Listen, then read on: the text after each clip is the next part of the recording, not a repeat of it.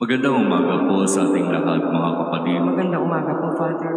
Araw ng Martes sa ika-19 na linggo sa karaniwang panahon.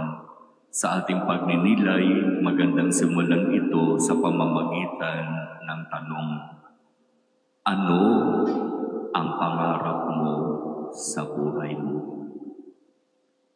Ano yung pangarap ko sa buhay ko bilang pari? Ano ba yung gusto kong mangyari sa aking buhay? Ano yung halos pinagbubuhusan natin ng ating buong sarili at talagang gagawin natin ang lahat para doon? Ano yung pinakagusto nating gawin?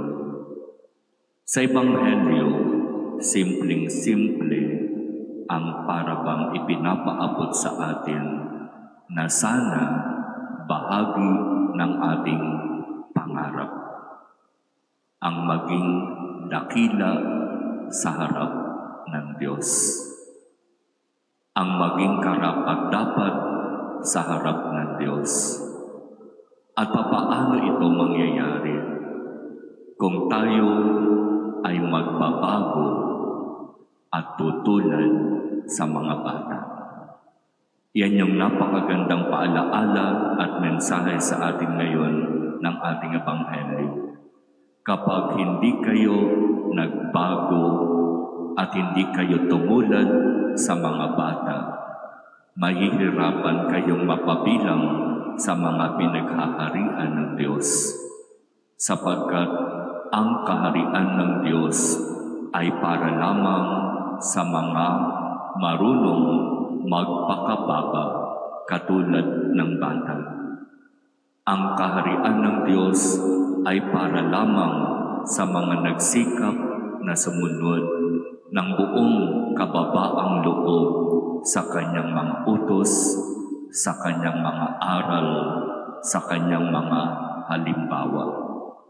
Kaya ito, mga kapatid, ay napakahalaga sapagkat kung ang pangarap natin sa buhay natin ngayon ay para lamang sa mundong ito na napakamateryoso, mababaliwala ang lahat. Sapagkat ang lahat ng material na bagay sa mundong ito lumilipas, kumukupas, nawawala. Samantalang ang mga bagay na maka-Diyos, ang mga bagay na espiritual ay nananatili at siyang maghahatid at maglalapit sa atin sa Diyos. Kaya mga kapatid, pangarapin natin ang tayo ay maging dakila sa harapan ng Diyos sa pamamagitan ng pagpapakababa at pagsisikap na makasunod sa kanyang kalooban katulad ng mga bata.